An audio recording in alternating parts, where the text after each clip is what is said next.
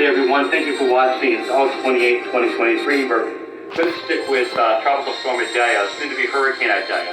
And you can see why. Hurricane warnings and watches all up and down the west coast of Florida. Storm surge watches and warnings also as well. And tropical storm watches we issued on the other side. So if you're here from Tampa to St. Pete to Clearwater, you really need to be paying attention. This could be a major problem for you. And we can see that now the computer model guidance is pretty solid now that it's going to make that bend in response to a front that's coming in.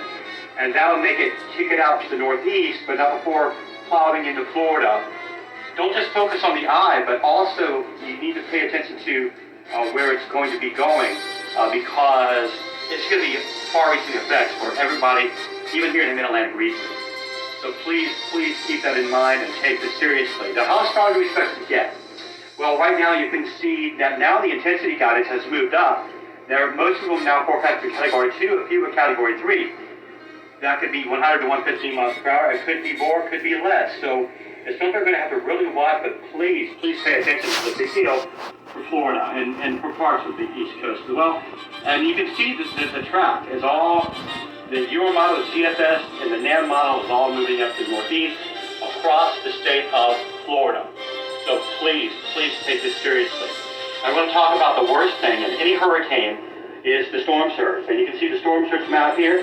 7 to 11 feet above normal. That's right from Clearwater to St. Pete to Tampa, south, north of Port Charlotte, where Ian came ashore last year, and it brought record-setting storm surge.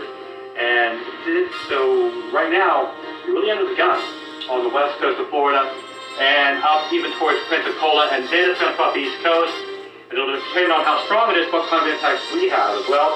You know, the infrared, you can see the higher cloud tops. It's clearly intensifying. You can see the central dense overcast, and it's really going to intensify as a hurricane. It's almost there, about 70 miles per hour now, and then a Category 2, but it might even be higher than that. We'll keep you posted all day.